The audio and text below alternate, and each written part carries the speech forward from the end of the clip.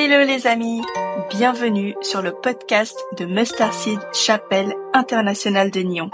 Chaque semaine, nous partageons avec vous des prédications inspirées par la parole de Dieu dans l'espoir que ces messages nourrissent votre foi et transforment votre quotidien. Que vous soyez chez vous, en déplacement ou au travail, nous prions que vous soyez bénis par cet enseignement. Merci de nous écouter et que Dieu vous guide à travers chaque parole partagée aujourd'hui. Soyez bénis. Amen. Applaudis pour le roi des rois, pour le Dieu des dieux, pour le Seigneur des seigneurs. Et dis à quelqu'un, waouh! Dis à quelqu'un d'autre, il y a de la puissance ici. Dis à quelqu'un d'autre encore discrètement, il y a de la puissance ici. Et dis à quelqu'un d'autre, there is power here. Amen. Il y a de la puissance dans la maison de Dieu. Hey! La puissance de te faire transpirer comme ça. Oh! Chalet! Cette semaine, je suis monté sur la balance et là, ce que j'ai vu, je me suis dit, non, le diable est un menteur. Hey! J'étais choqué! Waouh! Il y a quelqu'un, quel choc! Il dit, soit mes yeux ne voient pas bien, soit il y a un gros problème. Et c'est le cas de le dire, il y a un gros problème. Alléluia. Que tes yeux commencent à voir correctement. Que tes yeux ne soient pas juste spectateurs de ce qui se passe, mais qu'ils décident de ce qu'ils doivent voir. Au nom de Jésus, amen. Et donc, tout de suite après, j'ai dit à ma femme, non, aujourd'hui, là, il n'y a pas, on va jeûner, on va faire ce qu'il faut, je vais à la salle. Et elle m'a dit, quand tu vas à la salle, fais un exercice particulier qui s'appelle le stepper.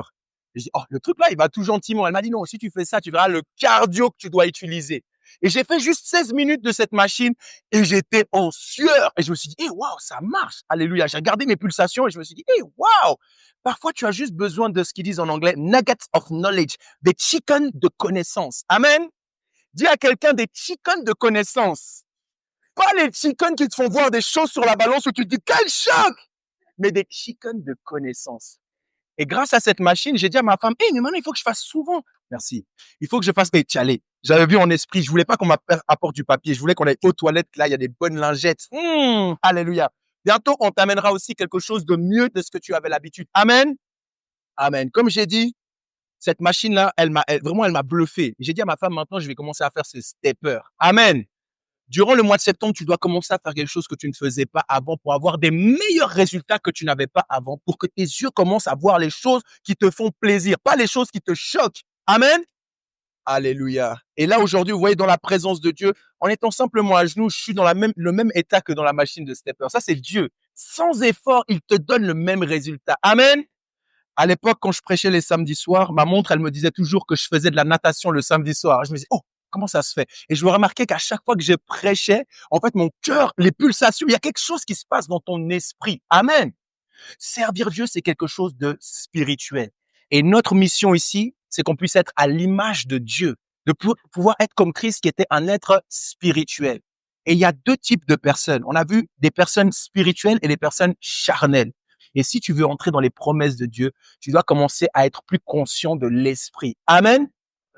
Parce que si tu n'es pas spirituel, si tu es charnel, tu n'auras pas les mêmes mesures. Si tu n'es pas spirituel, on va te dire, OK, qu'est-ce que tu veux dans la vie? Tu vas avoir certains plans, certains projets qui seront très en dessous de ce que Dieu, là où Dieu veut t'amener. Amen. Donc, alors que tu viens ici, Dieu doit t'ouvrir la vue. Tu dois avoir un nouvel entendement. Amen. Et comme le berger a dit, on est dans un nouveau mois. C'est le premier dimanche du mois de septembre. Le mois de septembre, c'est le mois numéro combien? 9. Le mois d'août, c'était le mois numéro 8, qui était le chiffre du renouveau. Parce qu'en hébreu, chaque chiffre a une signification. Et le chiffre 9, en hébreu, ça signifie la plénitude divine. Waouh! Dis à quelqu'un, plénitude divine. Amen. Plénitude divine, ça veut dire que c'est quelque chose de plein aux yeux de Dieu. Quand on dit divin, ça veut dire au niveau des dieux. Pas ta plénitude. Parce que ta plénitude et la plénitude de Dieu ne sont pas pareilles. Comme j'ai dit, il y a deux types de chrétiens. Il y a ceux qui sont charnels, qui sont carnales, qui sont charnels, ouais. Et il y a ceux qui sont spirituels. Et quand tu es spirituel, tu cherches la plénitude de Dieu. Dans ta plénitude, c'est comme si les choses, vous savez, récemment, un jour, la semaine passée, je crois, on a célébré l'anniversaire de mon petit frère. On est allé au restaurant. Et au restaurant, on a commandé chacun nos trucs. Et j'ai deux tantes. Dis à quelqu'un deux tantes. Pas des tantes où on habite, deux tatas. Il y a quelqu'un tata qu'on appelle des tantes scandaleuses. Dis à quelqu'un scandalosa. On est une église internationale. Ici, tu vas apprendre plusieurs langues. Scandalosa, ça veut dire des tantes qui font des scandales. Et elles ont eu la grâce de se marier à des personnes suisses. Il y a ma mère et ses sœurs sont 4 sœurs. 2 se sont mariées avec des hommes dont le pays commence par la lettre C. Et 2 se sont mariés avec des personnes qui sont du pays, du territoire. Les 2 qui se sont mariés avec les hommes, donc ça commence par la lettre C, étonnamment, par la grâce de Dieu, sont toujours mariés, n'ont jamais divorcé. Les 2 qui se sont mariés avec des personnes sur le territoire ont divorcé, mais se sont retrouvés une autre personne du territoire. Et ces 2 tantes sont scandaleuses. Scandaleuses. Donc, alors qu'on se faisait servir, chacun on a dû choisir nos plats, on a choisi nos plats et tout. Et puis quand elles ont commandé les fruits de mer ou des poissons, c'était comme un buffet avec plusieurs choses à l'intérieur. Mais elles ont voulu faire un scandale. Dis à quelqu'un, scandale. Parce que pour elles, le prix qu'elles ont payé, l'assiette là, elle est pas pleine. Il manque des calamars, il manque des crevettes. Comment ça? Elles ont fait un scandale. Le patron, il est venu et tout. Elles l'ont même traité d'escroc. Vous êtes un escroc. Et le patron, il était piqué, ça fait toute une histoire, tout un scandale. Parce que le problème, c'est qu'elles n'avaient pas la même mesure. Monsieur, moi, j'ai l'habitude, elles ont l'habitude d'aller dans les grands restaurants, d'aller partout. Écoutez, si je paye ce prix, je veux manger pour ce prix. Je veux que ma coupe soit pleine. Je veux la plénitude divine. Mais le patron est en train d'amener la plénitude du restaurant, des chiffres, des statistiques. Et le problème, c'est qu'en tant que chrétien et chrétienne, des fois, tu vis ta vie avec des statistiques, mais le poids, le cours du monde, le cours du franc suisse. Elle s'en fiche du cours. J'ai payé pour un certain montant. Je veux la plénitude. Amen. Et durant ce 9e mois, Dieu veut t'amener dans cette plénitude divine. Il y a certaines personnes à l'église, oh Seigneur, merci pour tout. Oh, je suis content, je suis comblé dans ma vie. Et Dieu dit, mais est-ce que c'est une blague? C'est juste à l'entrée. C'est pas tout ce que je veux te donner. Il y a plus. En fait, Dieu veut te donner plus que ce que tu peux porter. Dis à quelqu'un, plus que ce que tu peux porter. Plus que ce que tu peux porter. Et j'ai le plaisir de vous annoncer qu'on est entré dans une nouvelle saison avec ce mois de septembre. Et le titre de la saison, c'est « Plus que ce que tu peux porter ». Alléluia. Est-ce qu'on peut applaudir pour ça? Alléluia. Amen. Qui veut savoir comment ça s'est terminé l'histoire? Le patron, au bout d'un moment, il y a eu des va-et-vient et tout, mais au final, le patron, il est arrivé, il a amené un plat. Je crois que dans le plat, il y avait presque encore plus que ce qu'il y avait de base. Avec du saumon, avec des trucs. Et moi, j'aime beaucoup le saumon. Moi, j'avais choisi un truc sûr, entrecôte de bœuf, café de Paris. On est sur les bases, on connaît. Mais Dieu a dit la plénitude divine. Et il a ramené tout ça. Et maintenant, mes tantes, scandalosa, dit encore scandalosa. Elles ont dit, c'est bien qu'il a amené, c'est normal. C'est ça qui est normal. Elles ont l'habitude de la plénitude. Elles ont dit, et maintenant, on va même pas manger. Il va voir. Hey!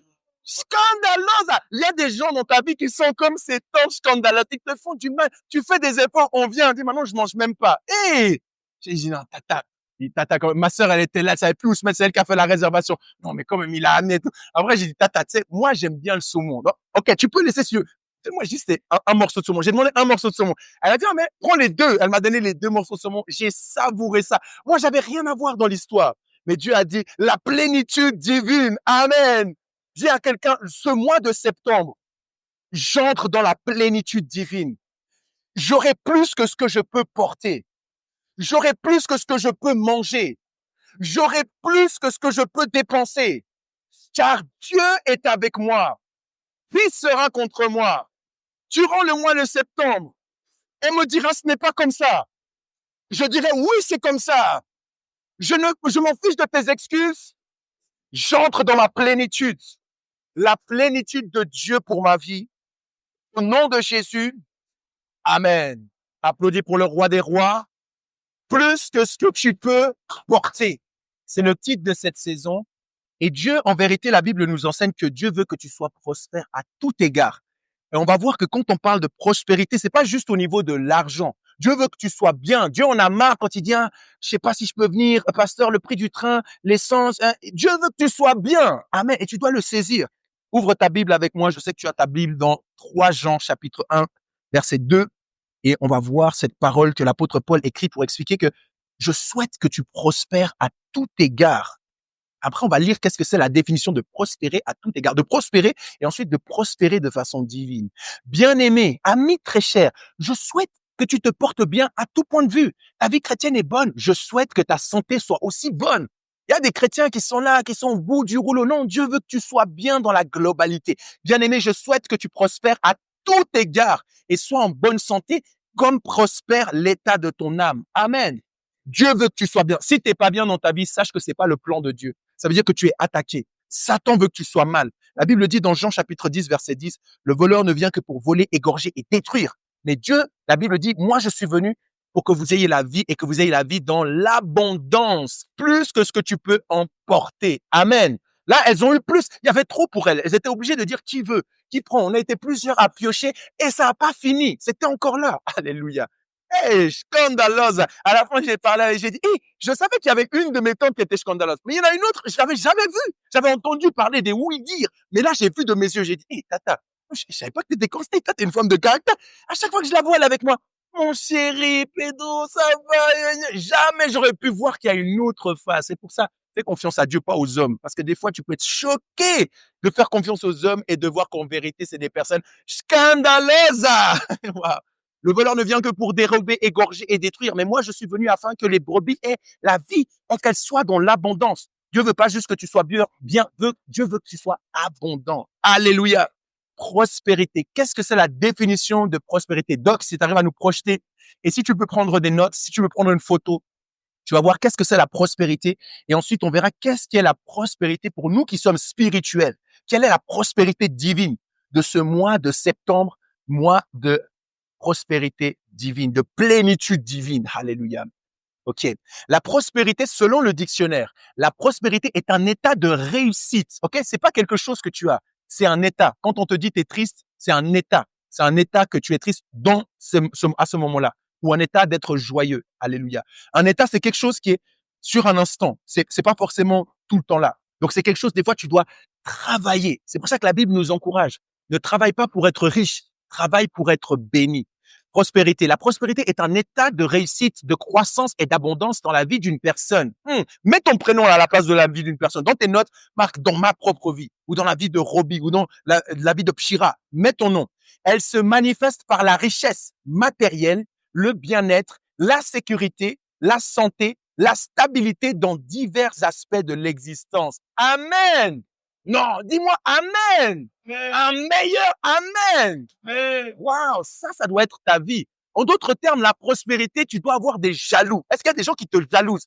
Tout le monde est sympa avec toi, ça veut dire que tu fais pitié. Tu n'es pas prospère. Alléluia. Et ils disent, ah, ouais, ça va. Parce que les gens sont contents quand tu réussis pas. Ah, t'as échoué. Oh, la prochaine fois, tu sais, ils sont comme ci, comme ça. Mais les gens, ça les dérange. Imagine que tu as la richesse matérielle, le bien-être, la sécurité, la santé, la stabilité dans divers aspects. Toi, ta femme, tes enfants, tout va bien. Les gens, ils vont commencer à te jalouser parce que tu es dans la plénitude divine. Amen.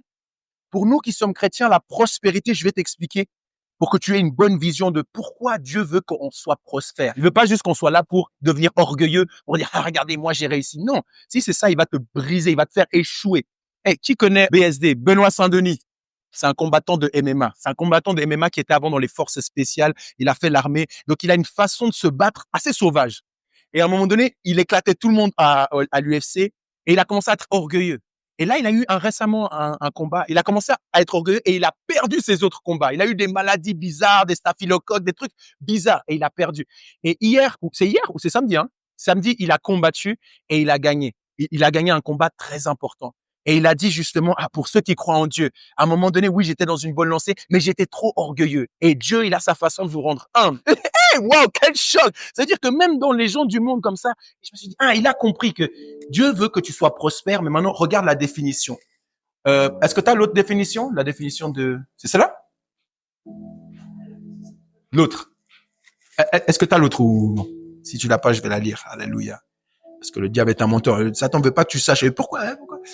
OK, la prospérité divine. All right. Je vais la lire. La prospérité divine. La prospérité divine, c'est vivre dans l'abondance de la grâce de Dieu. La grâce, c'est quoi? La grâce, c'est un don. Dieu va te donner beaucoup de choses. Tu seras prospère, comme on a vu là. Et c'est vivre dans cette abondance, spirituellement, émotionnellement, physiquement et matériellement, afin de refléter la gloire de Dieu et de bénir les autres. Amen. Dis à quelqu'un, bénir les autres. Amen. Parce que quand tu vas être prospère, tu peux devenir scandalosa ou tu peux choisir de bénir les autres. Quand Dieu te donne, Dieu veut te donner, Dieu veut que tu aies assez pour voir qu'est-ce que tu vas faire maintenant avec ce plus qu'il te donne. Des fois, Dieu, il te bénit pas d'une seule fois. Il te donne par à-coup.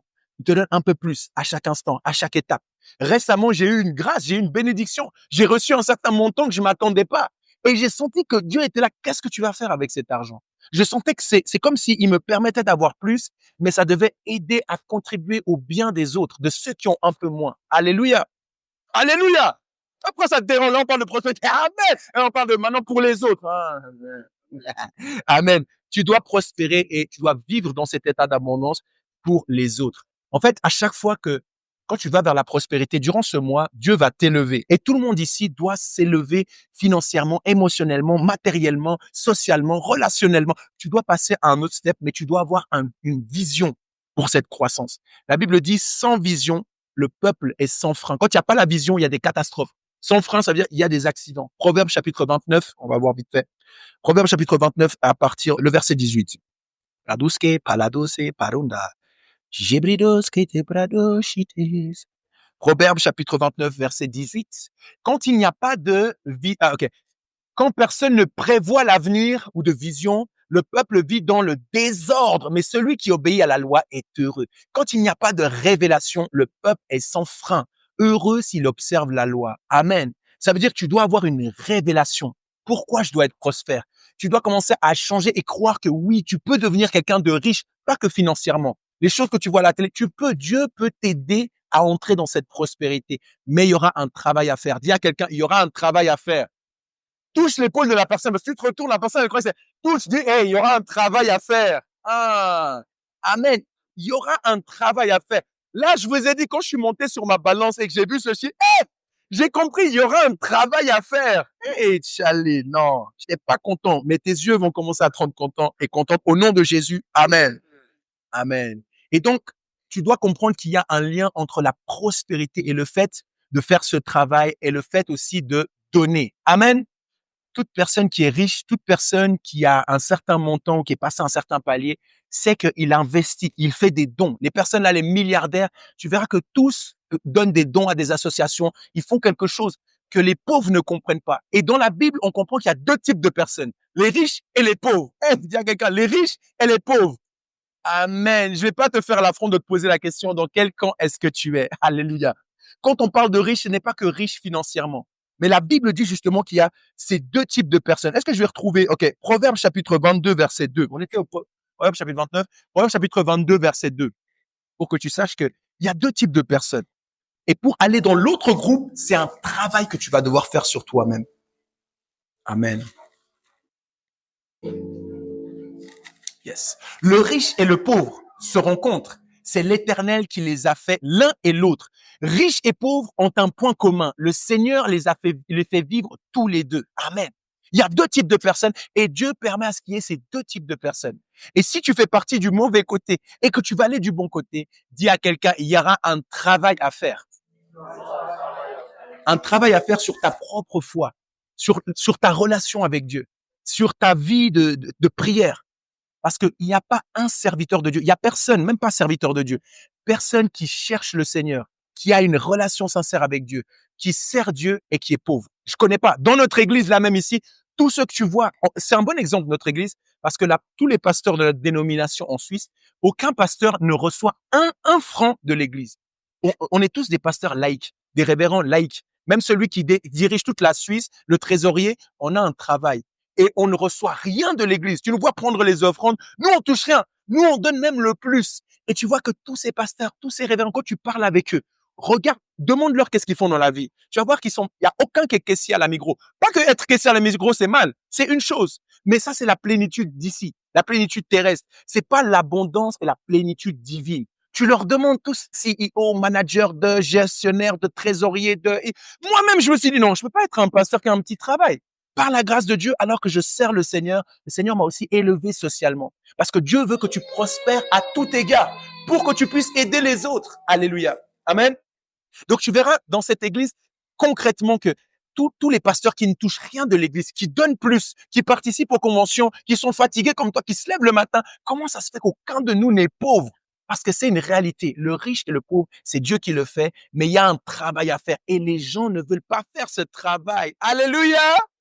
Les gens préfèrent être scandaleux. Les gens préfèrent demander, ah, est-ce que tu peux me donner? Et il y a une pensée qui fait rester pauvre et il y a une pensée qui aide à devenir riche. Amen. Et ça passe justement par le fait de donner. Alléluia. Sinon, ton travail, tout ce que tu fais, tu vas travailler. Si tu ne changes pas de mentalité, si tu commences pas à travailler, quand tu es quelqu'un qui se dit, il faut que j'arrive à un stade où j'arrive à donner, ça veut dire que tu vas devoir avoir emmagasiné de plus en plus. Comme j'ai dit, ça ne doit pas dire que tu vas t'appauvrir. Ça veut dire que Dieu va tellement te bénir que tu auras trop pour toi-même et tu devras commencer à donner. Alléluia. Et, et donc, on va prier. Pardon, on va pas prier maintenant. On va ouvrir la Bible dans Ecclésiaste chapitre 4, verset 8. Et le premier enseignement que j'aimerais que tu te rappelles là, sans révélation, s'il n'y a pas de révélation, le peuple est sans frein. C'est comme une voiture qui a pas de frein. Imagine, tu as une voiture, il y a le feu rouge, tu peux pas freiner, tu peux qu'aller de l'avant. Forcément, l'accident est à la croisée des chemins. Donc, et une révélation de ce qu'on va voir maintenant. Et commence à te dire, il faut que je travaille pas pour être riche. Je veux travailler pour être béni, pour devenir maintenant une source de bénédiction. Amen. Et on verra plus tard, la Bible dit, il y a plus de bonheur à donner qu'à recevoir. Amen. Tu dois te mettre en cette position de maintenant, je suis plus la personne qui va te demander. Je suis la personne qui cherche, il y a quelqu'un qui a besoin, là, j'ai une voiture, je viens de recevoir une 4e voiture, là. Ah, c'est un peu chaud, j'ai que 2 garages. Qui aime les BMW, qui aime les Mercedes? C'est quoi ta voiture préférée? Ta marque préférée? Mercedes. OK, j'en ai 4 là. Tu choisis bleu, rose. Imagine, il y a plus de bonheur à dire ça. Hey, Roby, toi, tu m'as dit Mercedes. Là, j'ai le choix entre vert et jaune. Tu veux laquelle? Moi, je prendrais l'autre. Imagine, il y a plus de bonheur à être comme ça qu'à être dans les, Roby, il a encore réussi. Pourquoi? Le pasteur, il a donné à lui. Et moi, j'étais là depuis le début. Gna, gna, gna, gna, gna, gna, gna, gna.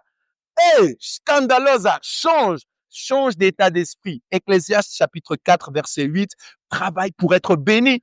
Si tu travailles pas pour être béni, pour être une source de bénédiction, ton travail va servir à rien. Tu auras travaillé tout l'argent que tu auras emmagasiné, tes enfants vont gâcher ça en 2 ans. Que miséricorde, dis à quelqu'un, miséricorde. Que Dieu t'en préserve, que ça soit pas ton histoire au nom de Jésus. La Bible dit, tel homme est seul et sans personne qui lui tienne de près. Il n'a ni fils ni frère et pourtant son travail n'a point de fin et ses yeux ne sont jamais rassasiés de richesse. Pour qui donc est-ce que je travaille et que je prive mon âme de jouissance? C'est encore là une vanité et une chose mauvaise. Travailler pour être riche. T'as personne, t'as pas d'amis parce que t'as dû vendre, t'as trahi tes frères, tes sœurs juste pour l'argent. Il y a des gens, ils sont omnibulés par l'argent. Mais pourquoi est-ce que tu travailles? Travaille pour être béni. Travaille pas juste pour emmagasiner, pour être riche.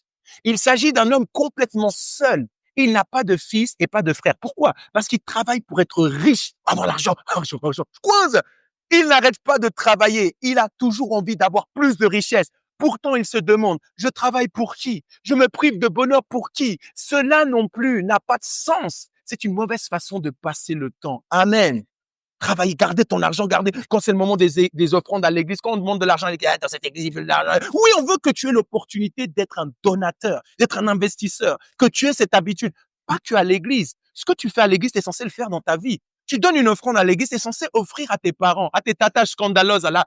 Paye-leur aussi des fois des bons restos. Tata, je connais un bon resto où tu manges plus que ce que tu peux emporter, plus que ce que tu peux digérer. Amen. C'est ce que tu apprends à l'église, c'est pas donne à ton pasteur, donne ici aux gens de l'église. Non, on n'a pas besoin. Moi, honnêtement, je suis bien par la grâce de Dieu. J'ai besoin de rien. Il y a plus de bonheur à donner qu'à recevoir. J'ai eu, par la grâce de Dieu, Dieu m'a donné un nouveau travail. Applaudis pour le Seigneur. Amen. Un temps viendra dans ta vie, il y aura trop de témoignages. Là, je vous dis nouveau travail. J'ai même pas le temps de vous dire, c'est un travail qui est plus élevé que ce que je faisais avant. Hey, le gars qui avait du mal, est-ce que je peux être vrai? Quand je dis est-ce que je peux être vrai, ça veut dire que tout ce que je te dis ici, ça reste ici. Amen. OK, même si tu écoutes sur le podcast, ça reste ici. Amen. Moi, le gars que vous voyez là, que vous voyez avec les chemises repassées, toujours il se présente plutôt bien et tout, ça n'a pas toujours été comme ça. Si je peux être vrai, un jour. OK. Quand j'étais petit, ma chambre était toujours en bordel, en bazar. Et chalet, il y a vraiment des choses là. Berger Bruno, il sait l'état. Et lui aussi, il a participé, il a cassé mon lit là. Où je me suis fait aussi frapper à cause de ça. Alléluia. Amen. Ma chambre, c'était le bazar. J'avais trop d'habits, j'avais pas assez d'espace, même si tout était rangé, il n'y avait pas assez d'espace. C'était une catastrophe. Ça veut dire que dans ma vie, c'était le désordre, en tout cas au niveau de la chambre. Mais aujourd'hui, Dieu m'a donné un poste. Mon poste, c'est spécialiste en rémunération et organisation. Au niveau de toute une ville, je dois m'occuper de organiser et ranger une ville. Là où ma chambre, j'avais du mal. Mais Dieu, il a la capacité de te transférer. De pauvre que tu étais, il t'a fait riche. La Bible dit que Jésus a pris sur lui nos meurtrissures. Il s'est fait riche et il s'est fait pauvre de riche qu'il était pour que nous, on n'ait plus à être pauvres. Pour que nous, on commence aussi à donner. Lui, il a donné sa vie. Il te demande pas de donner ta vie. Il te demande juste d'être quelqu'un qui commence à donner. Et le gars qui avait du mal avec ses finances, j'avais du mal avec mes finances, avec mon argent. Je gagnais suffisamment, plus je gagnais et j'arrivais pas à gérer cet argent. Mais Dieu, aujourd'hui, il me dit spécialiste en rémunération. Même les dépenses de la ville, c'est moi qui ça passe par moi. Est-ce que oui, est-ce que non? Et je vois les responsables RH. Juste avant, là, j'étais conseiller RH. Au-dessus de conseiller RH, il y a responsable RH. Au-dessus de responsable RH, il y a responsable RH de direction. Et moi, avant, j'étais conseiller RH. En dessous, il y avait les assistantes RH. Et ça veut dire que là où je suis maintenant, les responsables RH, qui étaient le responsable de là où j'étais avant, doivent me demander l'autorisation de pouvoir verser un certain salaire d'un certain montant et négocier. Et tu vois, la manière de te parler change. Amen! La prospérité divine. C'est ce qui va faire. Les gens qui te regardaient avec mépris vont te regarder différemment. Amen. Dis-moi amen comme quelqu'un qui croit. Amen. Sinon, à quoi bon travailler? Quel est le but de tout ce travail? Payer des factures? Payer les impôts? Juste t'en sortir et manger, c'est ça? Tu penses que c'est ça le plan de Dieu pour ta vie? Ce n'est pas le plan de Dieu pour ta vie. Mais tu dois être d'accord de maintenant changer d'état d'esprit, de passer là de le pauvre et le riche, Dieu les a fait, mais maintenant, je veux être quelqu'un qui prospère à tout égard, dans toutes les sphères de ma vie. Amen. Lève ta main vers le Seigneur et Seigneur, je déclare que chaque personne qui est ici découvre la plénitude divine durant cette nouvelle saison, durant ce mois de septembre, qu'ils aient plus qu'ils ne peuvent en porter et qu'ils doivent le partager avec d'autres personnes au nom puissant de Jésus. Remplis leur grenier, remplis leur vie à tous les niveaux, de façon matérielle, relationnelle, intellectuelle, financière, dans tous les compartiments de leur vie, qu'il y ait plus qu'ils ne peuvent en porter au nom de Jésus. Amen. Alléluia. Un donateur, une donatrice, ça se dit? Amen. Ça se dit une donatrice? Ça se dit une donatrice? Amen. On dira ça de toi. Hey, j'ai une donatrice. Ah, il y a quelqu'un qui cherche où investir. Ce sera plus à toi de chercher des investisseurs. Toi-même, tu vas chercher. Oh, en fait, pasteur, combien il faut dans l'église là pour qu'on puisse avoir acheté notre propre endroit, avoir des écrans qui sont comme au cinéma? Il faut qu'on commence à penser de cette manière-là. Et tu dois changer d'état d'esprit. Te dire que c'est possible, que le Seigneur te bénisse tellement pour que tu puisses devenir une source de bénédiction. Amen. Et comme j'ai dit justement, il y a ce lien entre la prospérité et le don. Alors que tu veux entrer dans la prospérité, tu vas devoir devenir un investisseur, un donateur, quelqu'un qui est là et qui investit, quelqu'un qui devient comme un géniteur. Et nous qui sommes des parents, j'ai dû donner quelque chose à ma femme et ma femme a fait quelque chose de cet investissement et a engendré des créatures magnifiques et merveilleuses. Amen. Mais je suis le géniteur et tu dois commencer à devenir quelqu'un qui génère des choses autour de toi, dans la vie des autres. Amen. C'est ce que Dieu, il veut qu'on ait cette pensée vers les autres. Maintenant, le problème souvent, c'est que on ne sait pas donner de la bonne façon. On donne à Dieu. Tu viens ici aujourd'hui, tu as donné ton temps. Tu donnes des choses à Dieu. Mais maintenant, on va voir aujourd'hui quelques points. Comment donner comme il faut. Comment donner. Il y a une façon de donner qui va ouvrir la porte vers la prospérité. Si tu sais donner aux gens, si tu sais donner à Dieu, si tu sais donner à ta famille, si tu sais donner au travail, même la qualité de ton travail d'une certaine manière, ça va ouvrir la porte à la prospérité. Et je peux te le dire parce que j'expérimente cela. J'ai vu que ma façon de donner les choses a dû changer et Dieu a ouvert la porte de la prospérité. Parce que Dieu, il est comme un milliardaire qui cherche à qui il peut donner cet argent. Sauf qu'il y a des gens, si tu leur donnes l'argent de chalet, ils vont devenir des Kim Jong-un. Ils vont commencer à chercher la bombe nucléaire, à les menacer, à faire le poids, à devenir les gens corrompus et tout. Donc, la Bible dit, si tu es fidèle dans les petites choses, je t'en donnerai des plus grandes. Mais il va te donner un petit peu. Et le petit peu que tu as, ce n'est pas un petit peu. C'est déjà un point de départ pour voir quelle est la tendance de ton cœur. Et aujourd'hui, durant ce culte, tu vas apprendre comment je dois donner correctement. On va lire rapidement un passage. Et après ce passage, on a beaucoup de points. Donc, je vais aller straight to the point. On a pas mal de points que j'aimerais qu'on voit aujourd'hui. Donc, on va simplement lire le passage dans 2 Corinthiens, chapitre 8, versets 1 à 15. Et après, je vais expliquer les points, les clés de comment entrer dans la prospérité divine en donnant et en travaillant sur la manière de donner. Amen. 2 Corinthiens chapitre 8, verset 1. Ok, je pense que je vais peut-être, pour enchaîner, je vais lire aussi dans la Bible. Amen. Si tu y es, 2 Corinthiens chapitre 8, verset 1, si tu y es, tu peux dire Amen. Si tu n'es pas encore, dis attendez-moi, s'il vous plaît. Et si tu n'as pas pris ta Bible aujourd'hui à l'église, dis miséricorde. Amen. 2 Corinthiens chapitre 8 à partir du verset 1. L'apôtre Paul est en train d'écrire à l'église de Corinthe. Et il leur explique une chose, parce que l'église de Corinthe, ils étaient les premiers à avoir donné. Mais après, leur façon de donner a changé. Et donc, il écrit cette lettre à l'église de Corinthe. Pour que tu vois que c'est biblique ce qu'on fait à l'église. Quand tu dis, ah, on demande des offrandes, regarde comment l'apôtre Paul parle aussi à l'église de Corinthe. Frères et sœurs chrétiens, nous voulons faire connaître ceci. Dieu a montré ses bienfaits dans l'église de Macédoine. Beaucoup de souffrances les ont mis à l'épreuve. Peut-être tu te reconnais là-dedans. Mais elles sont restées très joyeuses. Et elles ont donné beaucoup, sans compter, malgré leur grande pauvreté. Dire j'ai pas, dire c'est pas une excuse. Les chrétiens ont donné ce qu'ils pouvaient et même plus que cela. J'en suis témoin. Ils l'ont fait et pourtant on ne leur a rien demandé. Ils nous ont réclamé de pouvoir participer à cette aide pour les chrétiens de Jérusalem. Ils ont beaucoup insisté. Ils ont offert leur personne au Seigneur. Ensuite, à nous, parce que Dieu le voulait. Cela a dépassé notre attente. Alléluia. On doit entrer dans ce genre de don où la personne t'a rien demandé. Elle est choquée. Pourquoi tu me donnes ça? Qu'est-ce que tu veux? Je suis déjà marié. C'est quoi le problème? Qu'est-ce que tu cherches? Que les gens soient choqués, soient scandalisés de la bonne façon à cause du fait que comme ces chrétiens-là, ils ont voulu donner. Ils étaient pauvres, mais ils voulaient donner. Les gens étaient même ils ont même dépassé nos attentes. 6. Nous avons donc insisté auprès de Tite. Il avait commencé chez vous cette action pour les chrétiens de Jérusalem. Nous lui avons demandé de le mener jusqu'au bout. Vous avez tout en abondance. Donc là, il a montré l'exemple de cette église qui avait pas beaucoup et qui donnait au-delà de ce qu'ils pensaient. Et là, l'église de Corinthe, c'est des Grecs. Ils étaient intelligents. Ils avaient beaucoup d'argent. Mais ils avaient un problème à donner. Donc regardez ce qu'il écrit.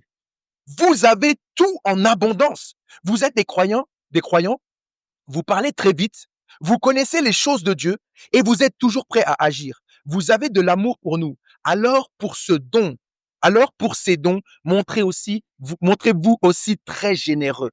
Parce qu'ils avaient la connaissance, ils étaient sympas, mais ils étaient, comment on dit, un pince, quelqu'un qui a du mal à donner de l'argent là.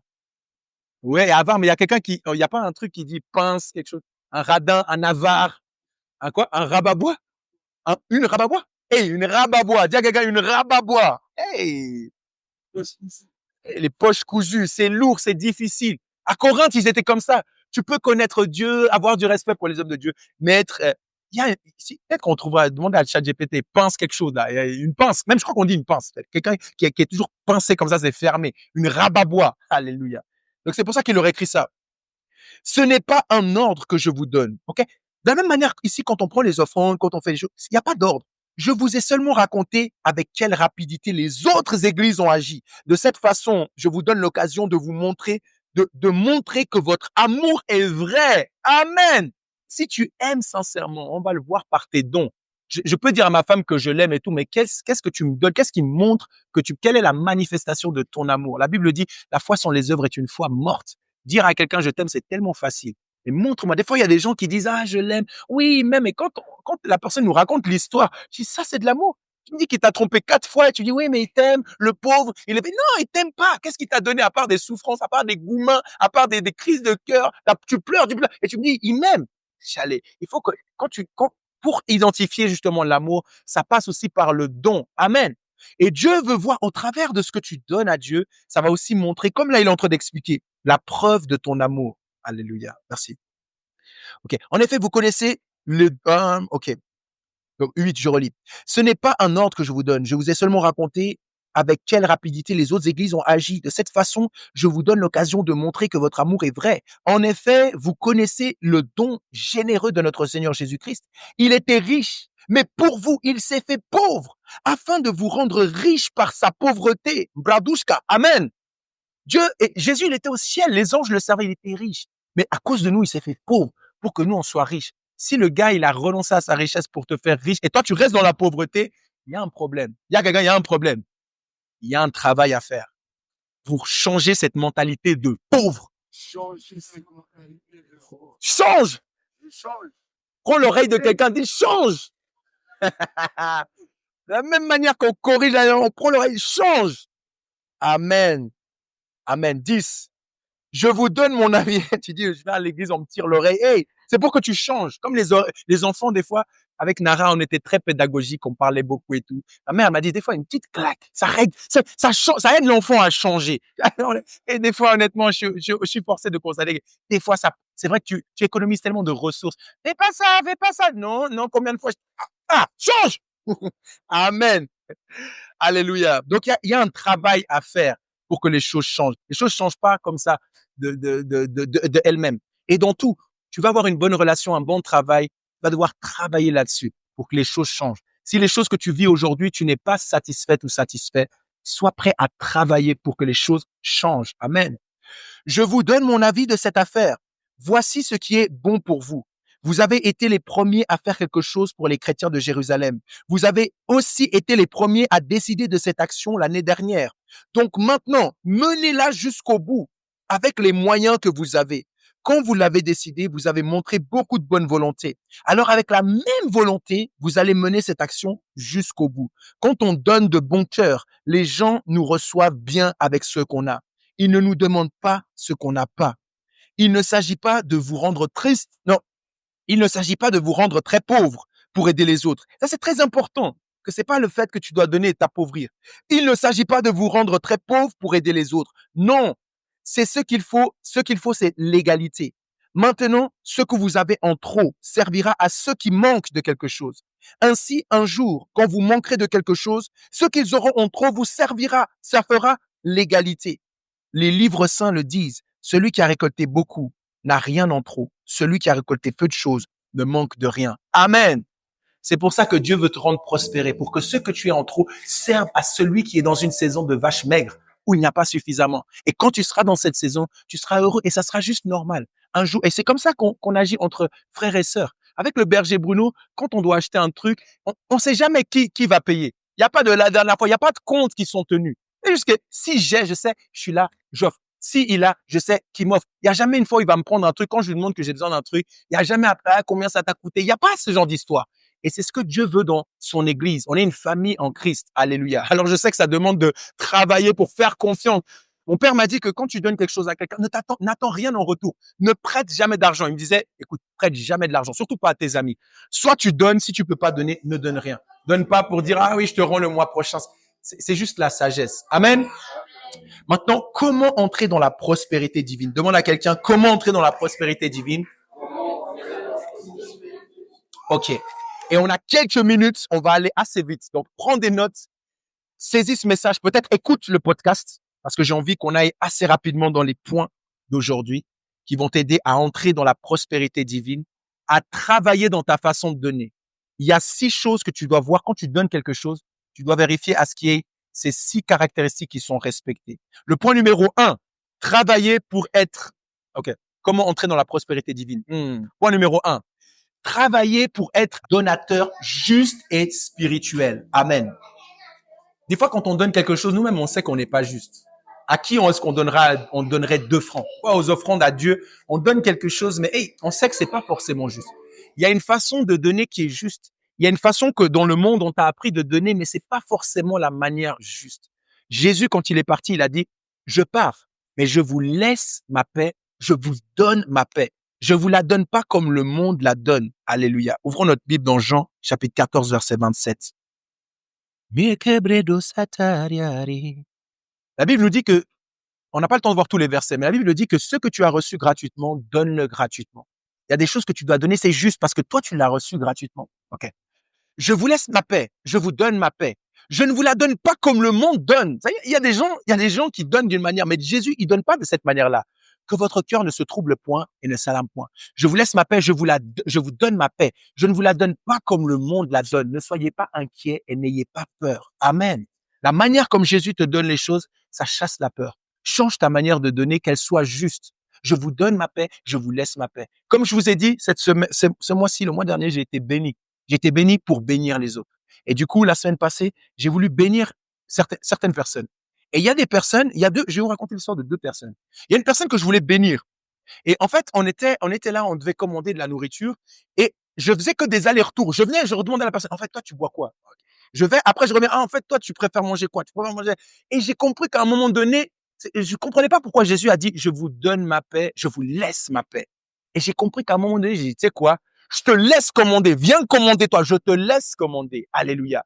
Et c'est différent quand tu donnes et tu laisses, tu donnes et tu fais sentir à la personne pas du genre, je te donne, mais tout. Non, tu la mets à l'aise. Je te laisse ma paix. Que tu puisses donner de façon juste et spirituelle. Être spirituel, c'est être comme Jésus. Je vous donne ma paix. Je vous laisse ma paix. Alléluia. Amen. Je vous la donne pas comme le monde donne. Le monde, il donne quand tu vas dans le monde et qu'on te dit, ah, je prends comme toi. Parce que la deuxième personne que j'ai voulu bénir, elle m'a dit, oh, prends la même chose que pour toi. Mais sauf que moi, ce jour-là, j'avais pas trop faim. Et rappelez-vous que j'ai vu quelque chose sur la balance là. Donc, je me suis dit, non, je peux pas emporter beaucoup. Mais j'ai commandé pour la personne et je me suis dit, je vais donner j'ai commandé plus que ce que j'ai pris pour moi. Alors que la personne a dit, donne-moi la même chose. On te demande une chose, ne donne pas le minimum. Ne donne pas ce qu'on te demande. Donne toujours un peu plus. Et comme ça, quand les gens vont dire, ah, mais pourquoi à chaque fois qu'on me demande un truc, toi, tu donnes toujours plus? J'ai demandé de venir m'aider 1 heure, tu mets 2 heures. C'est ce que la Bible dit. Si on te donne sur la gauche, donne-moi aussi de l'autre côté, donne-moi plus.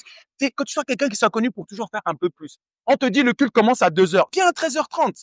Apprends à toujours faire plus que ce qui est demandé. Parce que tu es un enfant de Dieu. On doit voir ces caractéristiques de Dieu en toi. Amen. Hey, certains sont en train de réfléchir. Oh, mais ça veut dire que, oui, ça veut dire, donne toujours un peu plus. On te dit, le culte finit à 4h, 4h30. Ah, laisse seulement aller un peu plus loin. Reste après, partage un petit peu. Sois pas prêt de partir. Sois pas pressé de rentrer, de partir. Aie l'habitude d'avoir toujours un peu plus. Et Dieu va aussi être emmené dans cette prospérité divine où tu auras aussi un peu plus. Amen. Hey, ton amen à amen. Malachie chapitre 3, versets 3 à 4. Bientôt, j'aimerais avoir quelqu'un qui lise les versets comme ça, qui lise vite, qu'on puisse aller straight to the point. Alléluia. OK.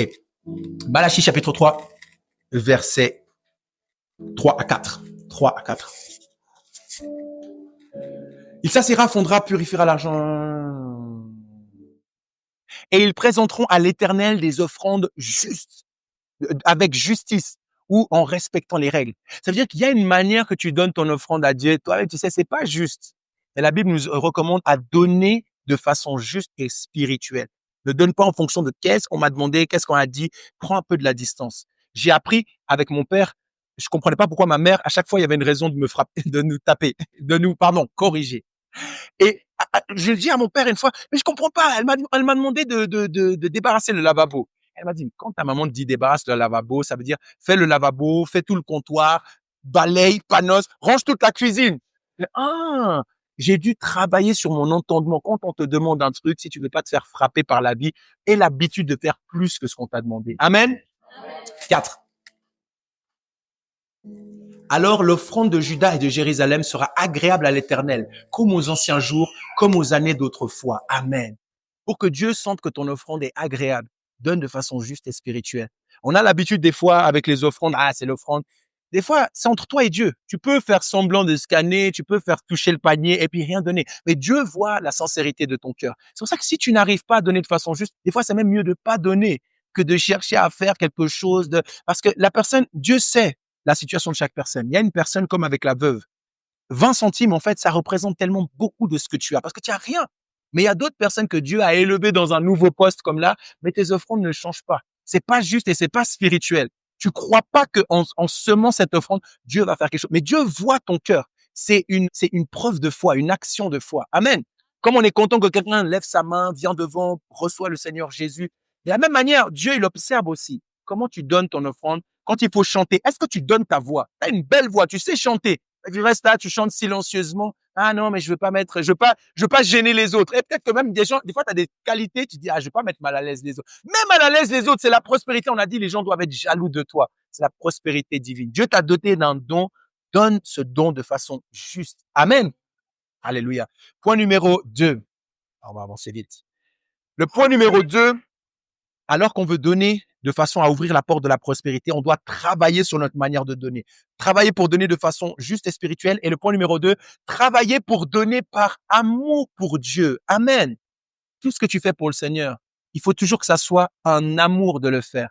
Il faut que tu gardes cette révélation que c'est un privilège de servir Dieu. Ce que je fais là, c'est un privilège. Et je peux pas commencer à me dire, ah, il faut encore que j'aille prêcher. Encore une réunion, encore une répétition. Quand ça devient comme ça, ce que tu vas donner à Dieu n'est pas de la bonne façon. C'est pour ça que tu as du mal à prospérer. Parce que tu as du mal à le faire avec légèreté, basé sur l'amour. 1 Jean chapitre 3, verset 16 à 17. 1 Jean chapitre 3, versets 16 à 17, la Bible déclare « Aimer, qu'est-ce que c'est? Maintenant, nous le savons. Jésus a donné sa vie pour nous. Donc, nous aussi, nous devons donner notre vie pour nos frères et nos sœurs. » 17. Voici un exemple de quelqu'un qui est riche. Il voit un frère ou une sœur qui est dans le besoin et il ferme son cœur. Est-ce qu'on peut dire qu'il aime Dieu? Okay. Si quelqu'un possède les biens du monde et qu'en voyant son frère dans le besoin, il ferme ses entrailles, comment l'amour de Dieu demeure en lui? Alléluia! Dieu veut te faire entrer dans la prospérité, mais le problème, c'est que si tu es prospère, est-ce que tu vas ouvrir tes entrailles pour bénir quelqu'un d'autre? C'est pour ça que des fois, on doit travailler, Seigneur, pour aider à changer cette mentalité de gagner pour gaspiller, gagner pour dépenser, gagner pour m'acheter des nouvelles choses, une nouvelle voiture, des nouvelles chaussures, des nouveaux habits. Je dois commencer à dire, je dois gagner pour aider ceux qui sont dans le besoin. Parce que tu le veux ou pas, on vit en Suisse, on vit en France, on vit ici, il y a des gens qui sont dans le besoin. Et j'aimerais qu'on soit une église où je dis, OK, il y a quelqu'un qui a besoin de temps. Et on arrive, il y a quelqu'un qui a besoin de 5 000 francs là. Il y a des dettes, on peut se mettre ensemble. Et il y a des gens qui ont beaucoup. Est-ce qu'on peut pas juste libérer la personne et lui enseigner, OK, maintenant que tu as, toi aussi travaille pour aussi donner un jour à quelqu'un d'autre, pour continuer cette chaîne. Amen. Travaille pour que tout ce que en fait, il faut que tu travailles pour être conduit par l'amour. Amen. La Bible dit que Dieu est amour, 1 Jean 4,16, 1 Jean 4,8 aussi. Dieu est amour. Tu dois travailler pour que tu sois conduit dans tes actions basées sur l'amour. Sinon, tu peux être un pasteur, un berger, faire les choses, mais pour les mauvaises raisons, pour que les gens applaudissent, pour que les gens, ce que je fais là, je le fais pour Dieu.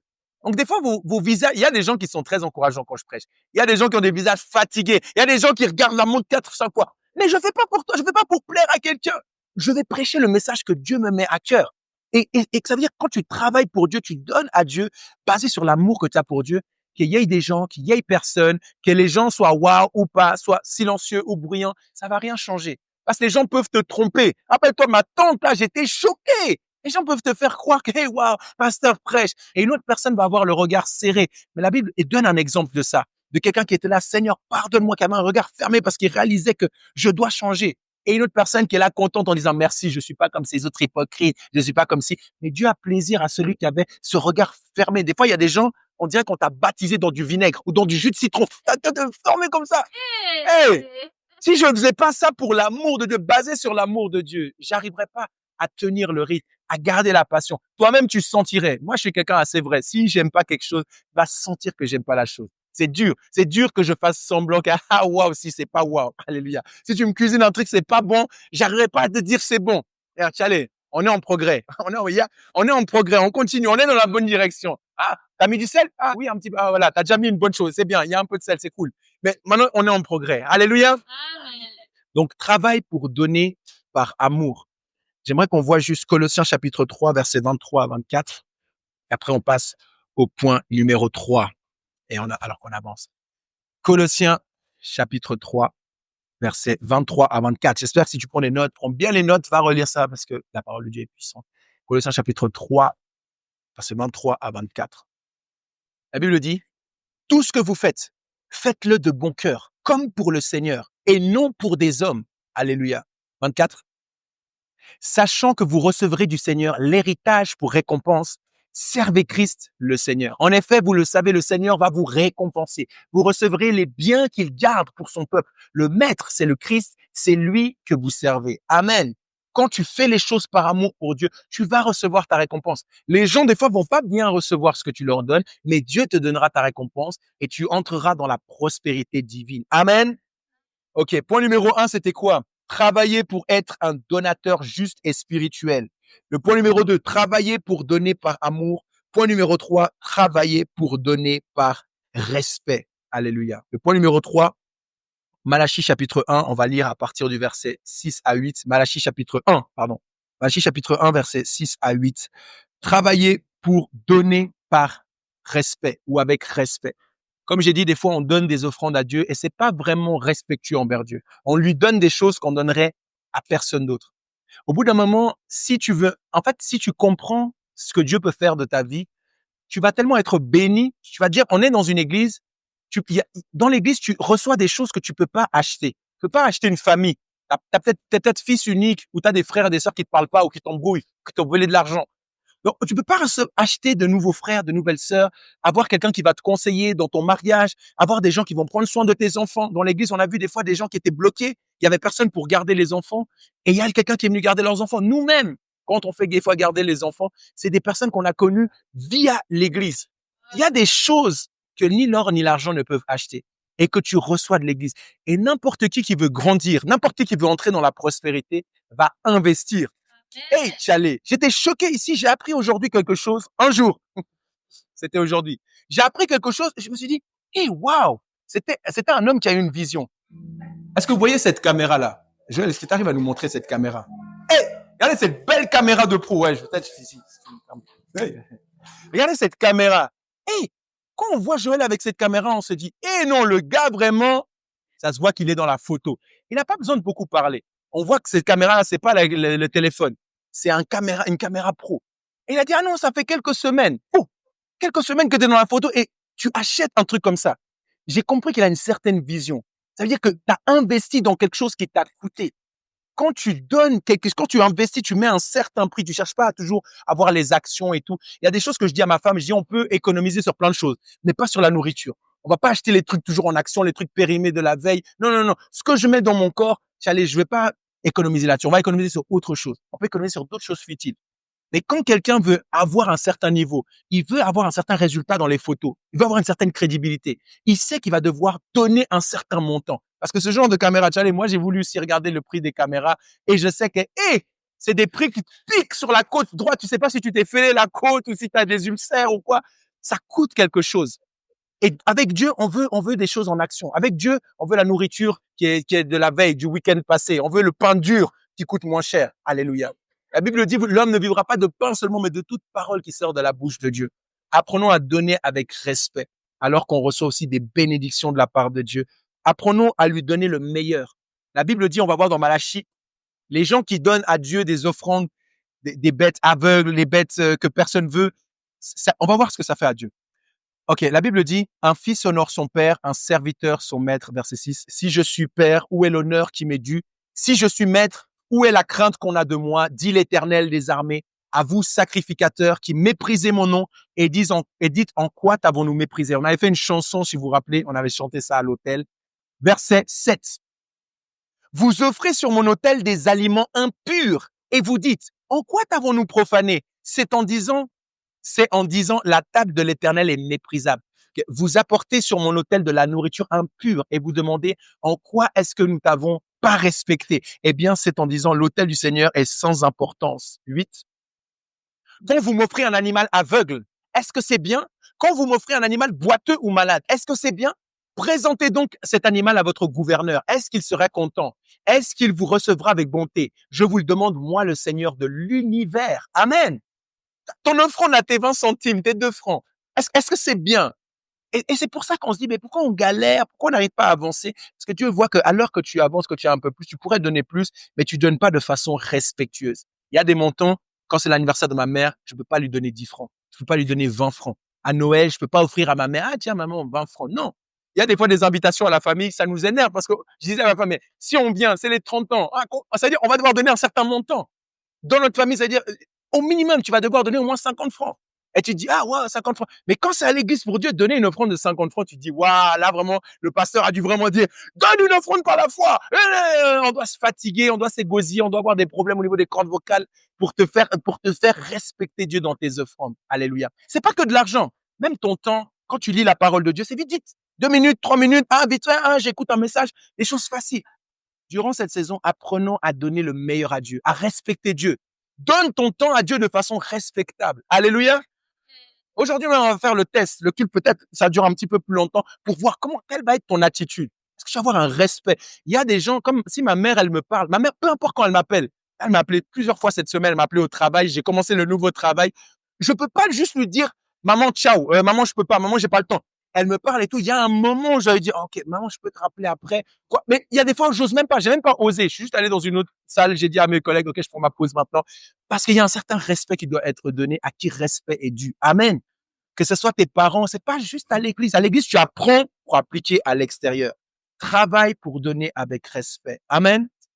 Point numéro 4. Il nous reste plus que 3 points. Point numéro 4. Travaillez pour donner en fonction de votre niveau de prospérité. Alléluia. C'est bien parce qu'on va pouvoir avancer assez rapidement. Dieu, justement, il veut pas que tu donnes au-dessus de ce que tu peux. Il y a des gens qui sont bénis, qui sont prospères, qui sont dans une bonne saison. Et c'est ce qu'il disait dans 2 Corinthiens chapitre 8, verset 12.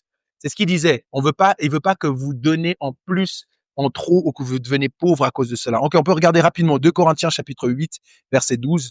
2 Corinthiens chapitre 8, verset 12. Et ensuite, on va voir 1 Corinthiens chapitre 16. Travaillez pour donner en fonction de votre niveau de prospérité. Il y a des gens, quand ils ont moins, ils donnent plus. Il y a des gens, quand ils n'avaient pas de travail, tu gagnais 100 francs, tu donnais 10 francs, tu donnais ta dîme, tu apportais le 10% de ce que tu avais. Et après, Dieu t'a béni. Tu as maintenant un bon travail. Tu gagnes 10 000 francs. Sur ces 10 000 francs, peut-être tu donnes 50 francs.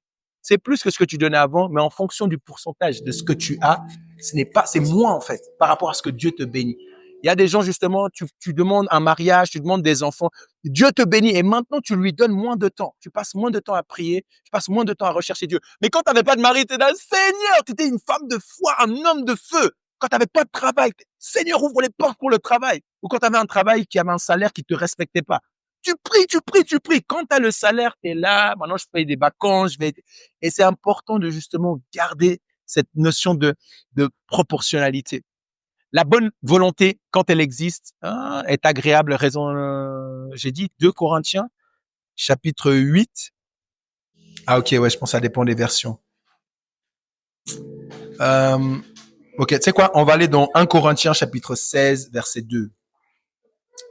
Amen. Durant cette saison, je vais parler d'offrandes et c'est important qu'on comprenne que c'est pas des offrandes financières. Ça, c'est un type d'offrande. C'est le fait de offrir. Quand on parle d'une offrande, là, on a vu, c'est des animaux. C'est le fait que tu offres ton temps. C'est qu'est-ce que tu donnes aux autres. Qu'est-ce que tu offres? Pas que à Dieu, pas que à l'église. Donner à Dieu, c'est plus large que juste donner à l'église. C'est donner de façon globale, générale. 1 Corinthiens chapitre 16, verset 2.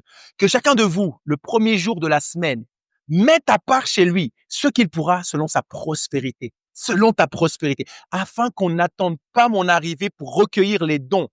Et ce que j'aime dans Parole de vie, ça dit tous les dimanches. Est-ce que tu savais que dans la Bible, ça te disait comment économiser? Tous les dimanches, chacun de vous doit mettre à part chez lui l'argent qu'il a pu économiser. Hey!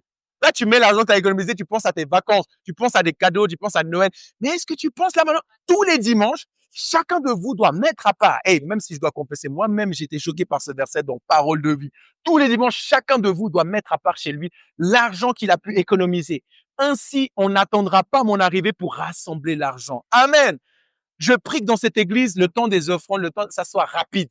Donnez nos autres offrandes. Tout est prêt. Eh ben, attends, il est où mon porte-monnaie? Ah, j'ai laissé dans la voiture. Non, tous les dimanches, prépare ça. Cette semaine, j'étais en train de recevoir une révélation de comment mettre de l'argent de côté en économisant chaque semaine. Et je tombe après sur ce verset. Hey!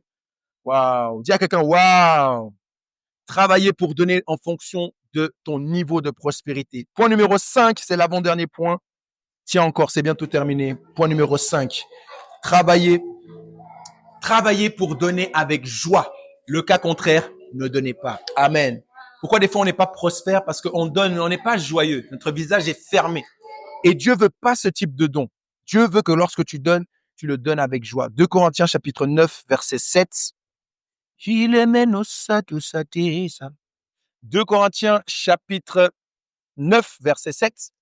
La Bible dit, chacun doit donner ce qu'il a décidé dans son cœur, sans tristesse et sans être forcé. En effet, Dieu aime celui qui donne avec joie. Dieu aime et veut que tout ce que tu donnes, tu le fasses avec joie. La Bible parle de Néhémie. Je sais pas si on aura le temps ou peut-être si vous êtes rapide d'aller dans Néhémie chapitre 2, verset 1, il me semble. Néhémie chapitre 2, verset 3. La Bible parle de Néhémie. Il était une personne qui avait un poste important près du roi et la Bible dit que jamais il s'est montré triste devant le roi. Néhémie chapitre 2, verset 3. Pourtant, je réponds, mon roi, longue vie à toi pour toujours. Je ne peux pas m'empêcher d'être... Ah, ok, verset 2. Alors le roi me demande. Ok, non, alors verset 1. Ok. C'est la 20e année où Artaxerxès, le roi, un jour du mois de Nisan, le roi est à table. Je prends du vin et j'en verse sur le roi. Je suis triste, ce qui ne m'est jamais arrivé devant lui. dans Louis II. Au moins de 10 ans, la 20e année du roi Artaxerxès, comme le vin était devant lui, je pris le vin et je l'offris au roi.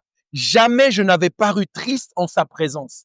C'est-à-dire que Néhémie, il n'avait pas de raison d'être triste parce que son peuple était déporté. Il avait des raisons, mais il avait décidé que jamais devant le roi, je vais être triste. La Bible dit dans 1 Thessaloniciens chapitre 5 verset 16, soyez toujours joyeux. Dieu veut que celui qui donne, donne avec joie. La joie doit faire partie de ton histoire. En tant que chrétien, en tant que chrétienne, on doit se dire que quand il y a toi qui va venir dans la fête, quand tu seras là, on sait que ça va être joyeux. Il y a une collègue dans l'équipe, là où j'étais, j'avais déjà travaillé avec cette équipe, et on la connaît parce qu'elle râle tout le temps. Apparemment, même le patron, il l'a dit dans son entretien de collaboration, essaye d'un peu moins râler. Il y a des gens qui seront, ouais, ah. Et moi, il y a des endroits, il y a des personnes. Ma femme, elle pourra dire que la seule personne qui m'entend râler, qui entend les, mais c'est pas vrai. Mais, elle l'entend. Mais il y a des endroits où tu râles. Tu vas vers Dieu dans ton lieu secret, mais en présence de certaines personnes et l'habitude de ne jamais te montrer triste. Amen. Tu dois entrer dans cette pensée, dans cet état d'esprit. La joie amènera aussi cette prospérité divine. Dieu, il va se dire, quand je donne à cette personne, au moins elle est reconnaissante, elle est joyeuse. Pas de j'ai reçu que ci, j'ai reçu que ça, mais il y a ce problème, mais il y a ça. Il faut qu'on travaille pour commencer à donner avec joie. Amen. Sinon, il y a une malédiction qui peut te frapper. Si tu sais pas donner avec joie, on va juste lire la Bible, comme ça, c'est pas moi qui t'ai dit. Proverbe chapitre 22, verset 8. Tu vois qu'aujourd'hui, il y a plein de versets, parce que je sais qu'il y a des versets que certains vont dire, waouh, ce verset, tous les dimanches, je mets de l'argent de côté. Waouh. Allez. Ok. Proverbe chapitre 22, verset 8. La Bible dit, qui sème l'injustice moissonnera l'iniquité et son règne de terreur pour la fin. Ok, mais alors, je sais que moi, la version que j'avais peut-être, c'était en anglais. Mais ça dit que justement, si tu sèmes, si tu offres, si tu sèmes, l'offrande, c'est comme une semence. Si tu sèmes de façon injuste, si tu sèmes de la mauvaise façon, c'est la fureur que tu vas récolter. Et tu récoltes le malheur. Amen, voilà. Il y a un malheur. Malédiction, ça veut dire du mal. Il y a un malheur qui peut te frapper si tu ne sèmes pas correctement. Si tu sèmes pas avec la bonne attitude. C'est pas juste de donner, mais c'est de donner avec l'attitude. J'ai un conseil pour tous les hommes. Parce que souvent, nos femmes veulent pas juste qu'on fasse le truc. Elles veulent qu'on fasse avec une certaine attitude. Elles veulent pas juste que tu l'écoutes. Mais tu vas écouter avec une certaine attitude. Et nous aussi, les hommes, on aime une certaine attitude. On aime les femmes joyeuses. Les femmes qui nous disent toujours, tes chaussures, tes chaussettes. Est-ce qu'il peut pas y avoir un peu de joie? Amen. Et les frères, amen. Les sœurs, amen. Décidons d'être joyeux. La joie, c'est une décision que tu prends. Je décide d'être joyeux. Personne ne viendra perturber ma joie. Parce qu'il y aura toujours des chaussettes sales. Désolé de te dire, il y aura toujours des chaussettes sales. Et des fois, c'est pas que les chaussettes. Miséricorde. Il y a quelqu'un, miséricorde.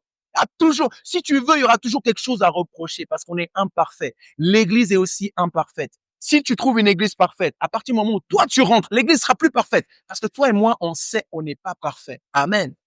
Donc, travaille pour donner les choses avec joie. Tant que tu n'as pas la joie, donne pas.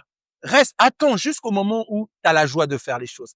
Jusqu'au moment où tu as la joie de venir à l'église. Pense pas à venir, on m'a trop forcé, là, je viens parce que sinon on m'appelle, on m'harcèle. Amen.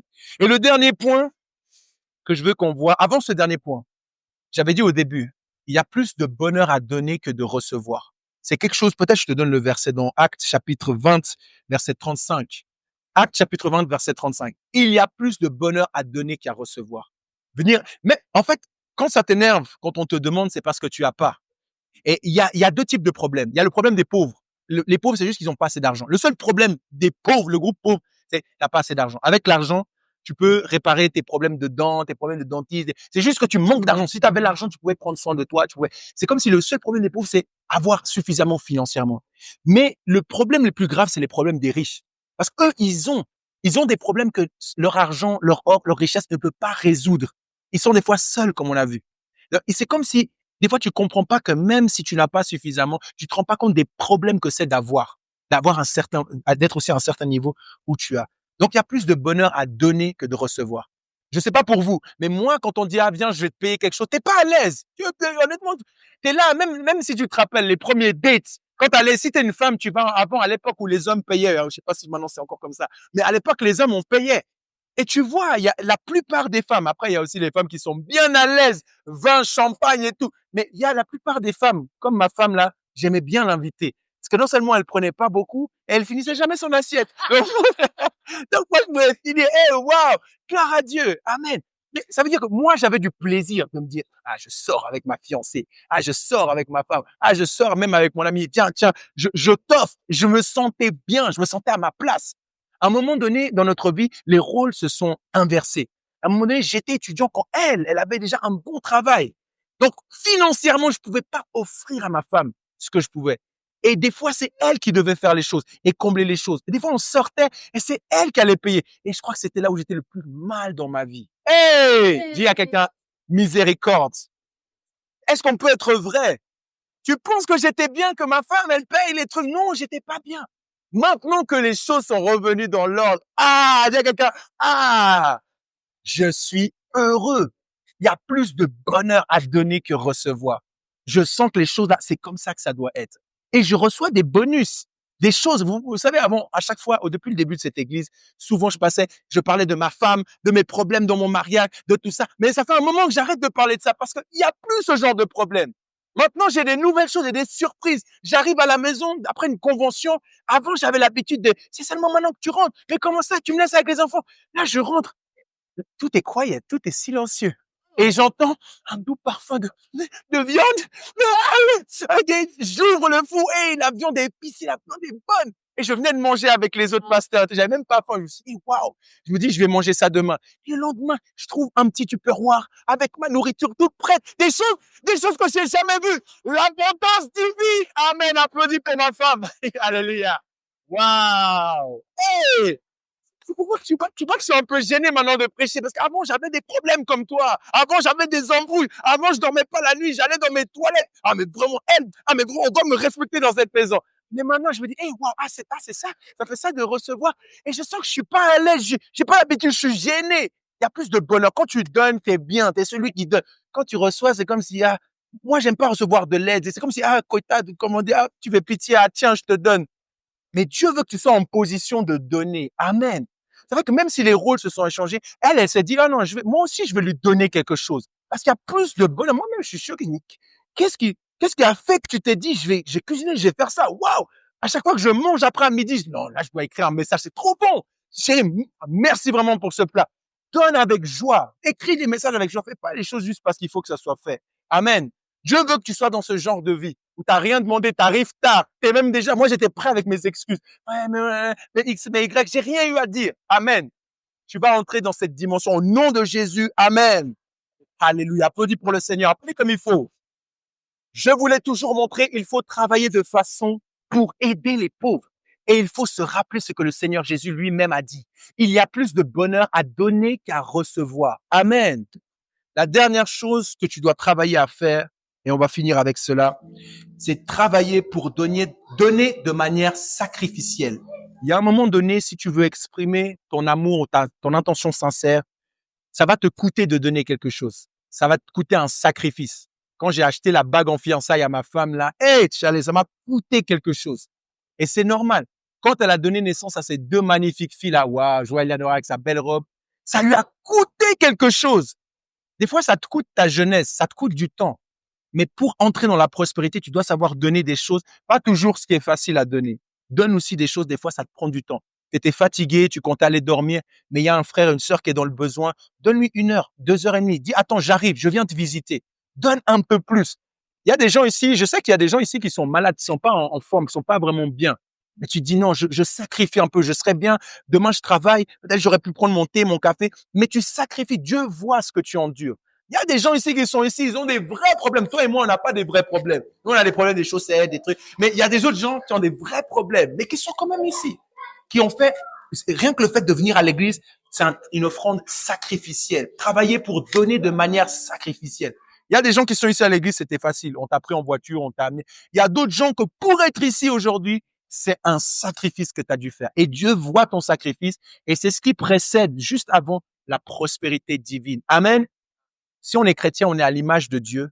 Dieu, il a sacrifié son fils unique. Jean 3,16. Dieu a tant aimé le monde qu'il a donné son fils unique afin que quiconque en lui ne périsse pas, mais ait la vie éternelle. Dieu a donné son fils. Abraham a dû sacrifier son Isaac. La veuve de Sarepta a dû être prête à donner tout au prophète, être prêt à mourir avec son enfant.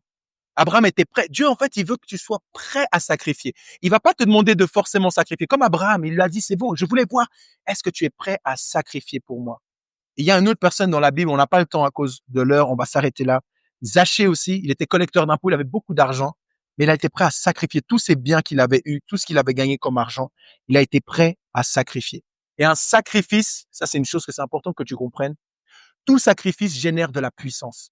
Tout sacrifice, ça génère quelque chose de incroyable, de formidable, d'extraordinaire, de surnaturel. Amen. C'est bien les enfants. Vous êtes bien à cette place-là comme ça. Applaudissons pour les enfants. Waouh! Et pour avoir des enfants dans un couple sain et qui soient là et qui grandissent en famille, c'est un sacrifice. Pas qu'au moment de l'accouchement. Hier, j'ai eu une belle discussion avec ma femme encore, où on essaie de trouver des stratégies parce que maintenant qu'il y a des enfants, c'est comme s'il y a un certain temps d'intimité avec ma femme qui doit être sacrifié parce qu'il y a des enfants. Mais c'est un don qu'on leur fait, un sacrifice qui génère de la puissance. Pour qu'ils puissent être en bonne santé mentale, physique, émotionnelle, il faut qu'il y ait un sacrifice qui soit fait. Je peux pas autant voir ma femme que ce que je voudrais. Il y a des fois où il y a d'autres responsabilités. Et en tant que chrétien, on a cette responsabilité de donner aussi quelque chose. Tu sens que ça te coûte, mais c'est juste. Ça doit te coûter. Et Dieu, il va te récompenser pour cela. Il voit tout ce que tu fais. La Bible dit, Dieu, qui est ton Père, qui est dans les secrets, voit ce que tu fais et il te récompensera. Amen. Il y a des récompenses pour ceux qui font des choses à la vue de tout le monde. Matthieu chapitre 6, verset 6. Il y a des récompenses qui sont données à ceux qui font devant tout le monde. Dieu dit, ils auront leur part, mais quand tu fais dans le secret, la Bible dit dans Matthieu chapitre 6, verset 6, toi quand tu pries, va dans le lieu secret. Et ton Père qui est dans le secret voit ce que tu fais et il te récompensera. Alléluia. Mais quand tu pries, entre dans ta chambre, ferme ta porte et prie ton Père qui est là dans le secret, dans le lieu secret. Et ton Père qui voit dans le secret te le rendra. Là. Mais toi, quand tu veux prier, va dans la pièce la plus cachée de la maison, ferme la porte et prie ton Père qui est là. Même dans cet endroit secret, ton Père voit ce que tu fais en secret et il te récompensera. Amen. Fais pas comme les pharisiens qui aiment monter. Ah, on a fait une donation à cette association, j'ai donné pour X, pour Y. Non, toi, fais les choses dans le secret, mais fais quelque chose qui te coûte si tu veux entrer dans une plénitude divine. Amen.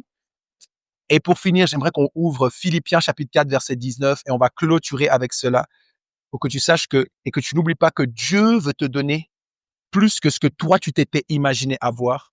Et pour ça, par la foi, tu dois le saisir en travaillant sur ta manière de donner. Et je pense que je vais donner une mission à tout le monde. Je pense, Berger, on va commencer à donner durant cette saison. On va t'encourager à donner durant cette semaine. Oh, bébé, durant cette semaine, donne quelque chose à quelqu'un, pas quelqu'un qui est ton meilleur ami, pas quelqu'un à qui tu dois. Durant cette semaine, donne quelque chose à quelqu'un, juste comme ça, juste pour être un donateur. On dire, ah, moi, j'ai donné quelque chose à quelqu'un, pas forcément quelque chose qui te coûte beaucoup. Et durant cette saison, je pense que chacun d'entre nous, on devrait offrir aussi une Bible à quelqu'un. C'est quelque chose qui coûte quoi? 3, 4, 5 francs. Offre une Bible à quelqu'un, mais aussi, combien? 3,50. 2,50 même, tu peux avoir. Je crois qu'ils ont augmenté chez nous à 3 francs, là, c'est les Bibles de 2,50. Mais offre juste quelque chose. Durant cette semaine, offre pas de Bible. Si tu veux, tu peux offrir une Bible, mais offre aussi quelque chose durant cette semaine, un temps, une surprise à quelqu'un, à un voisin, là, le voisin qui t'énerve. Sois un peu chrétien, un peu chrétien. Laisse un cadeau sur sa porte, même si lui ne sait pas de où ça vient. Offre pendant cette semaine à quelqu'un une surprise, quelque chose, un sourire, quelque chose que tu n'as pas l'habitude de donner. Et la Bible dit, et mon Dieu pourvoira à tous vos besoins selon sa richesse avec gloire en Jésus-Christ. Et mon Dieu vous donnera tout ce que vous manquez par le Christ Jésus, tellement sa gloire est grande. Alors que tu vas mettre en pratique, tu vas changer ta manière de donner, tu vas travailler sur ta façon de donner, tu vas travailler pour être maintenant béni, pour avoir les bénédictions de ceux qui donnent. Le Seigneur va te donner et va te combler dans toutes les sphères de ta vie au nom de Jésus. Lève ta main là où tu es, si on peut augmenter l'instrumental. Et j'aimerais prier que le Seigneur nous aide à déconstruire tout ce qui était mal construit à l'intérieur de nous. On avait l'habitude de penser que pour être riche, il y avait un certain chemin. Mais à partir de maintenant, que le Seigneur nous aide à voir où était le problème, qu'il nous aide à travailler pour devenir un donateur, une donatrice juste et spirituelle, que le Seigneur nous aide à donner avec amour, que nous soyons conduits par l'amour dans nos actions, dans tout ce qu'on dit, dans notre attitude, dans notre comportement, que le Seigneur t'aide à donner avec respect, que le Seigneur te conduise et qu'il fasse en sorte que tu continues de donner, même lorsque tu seras prospère. Donne en fonction de ton niveau de prospérité. Alors que nous prions, merci Seigneur, car nous donnons avec joie. Et si ce n'est pas le cas, nous ne donnerons pas quelque chose dans la contrainte ou en tirant la tête. Merci Seigneur pour la joie de l'Éternel qui est notre force et qui nous donne la capacité de donner et de donner plus que ce qu'on a l'habitude de donner à notre entourage, à notre famille, mais aussi à des gens qu'on ne connaît pas. On commence à donner de façon sacrificielle, qu'on sente le coup de ce don en sachant que toi qui es dans le secret, tu vas nous ouvrir la porte à la plénitude divine, à la prospérité qui vient de toi dans tous les compartiments de notre vie. Seigneur, que chaque personne qui est ici voit ses greniers se remplir, voit sa main se remplir, que nos mains aient toujours quelque chose pour donner et pour honorer au nom puissant de Jésus. Ainsi nous avons prié et que l'Église dise Amen. Maintenant, je vais demander aux yeux de se fermer, à la tête de se baisser. Si tu es là aujourd'hui, tu as entendu le message de la parole de Dieu. Tu as compris que Dieu te voulait du bien. Dieu veut que tu aies plus que ce que tu vois, veut te faire entrer dans une plénitude du niveau divin, du niveau de Dieu. Alors que tu es là aujourd'hui, tu as entendu sa parole. Et si ta vie s'arrête aujourd'hui, tu ne sais pas où tu iras. Tu ne sais pas si tu vas en enfer ou au paradis. Et tu as entendu cette parole et tu as été touché. Et tu veux donner ta vie à Jésus. Tu veux donner une chance à Jésus. Tu veux plutôt accepter la vie de Jésus. Tu veux accepter cette richesse qu'il te donne alors que lui s'est fait pauvre. Si jusqu'à maintenant, tu ne l'as pas fait, ou si tu t'es tellement éloigné que tu ne sais pas où tu iras si ta vie s'arrête maintenant, lève ta main afin que je prie pour toi. Lève ta main si tu veux donner ta vie à Jésus. Si tu veux lui donner cette chance, sachant qu'avec lui, tu es véritablement libre. Tu as le contrôle. Tu peux décider à tout moment de mettre un terme à cette relation. Dieu est un Dieu d'amour, un Dieu de paix, un Dieu juste, un Dieu qui a tellement à te donner. Si c'est ton cas maintenant, lève la main afin que je prie avec toi et je prie pour toi. Si tu as levé la main, mets-toi debout. Mets-toi sur tes pieds. Prends un pas de foi. Si tu as levé la main, tu veux donner ta vie à Jésus, mets-toi sur tes pieds et je vais t'inviter à venir devant afin que je prie avec toi et que je prie pour toi. Alléluia. Si c'est ton cas, tu as levé la main, tu veux donner ta vie à Jésus, ça demande du courage, tu peux venir devant. Et si tu écoutes un podcast en ce moment, tu lèves ta main là où tu es. Je vais te demander aussi de répéter cette prière. Répétons tous ensemble l'Église et déclarons, Seigneur Jésus, je viens à toi tel que je suis. Aujourd'hui, j'ai entendu ta parole et j'ai été béni. À partir de maintenant, je suis avec toi. Je suis à toi pour toujours. Merci de m'aimer avec mes qualités, mais surtout mes défauts. À partir de maintenant, je suis à toi et tu es à moi. Je ne suis plus jamais seul, plus orphelin, plus faible, mais je deviens fort, je deviens forte au nom de Jésus. Inscris mon nom dans le livre de vie. Merci de m'accepter, de m'aimer. Apprends-moi à t'aimer de la même façon et à donner de la bonne manière, de façon juste et spirituelle, avec amour, avec respect, en fonction de mon niveau de prospérité, avec joie et de façon sacrificielle. Au nom de Jésus-Christ, Amen.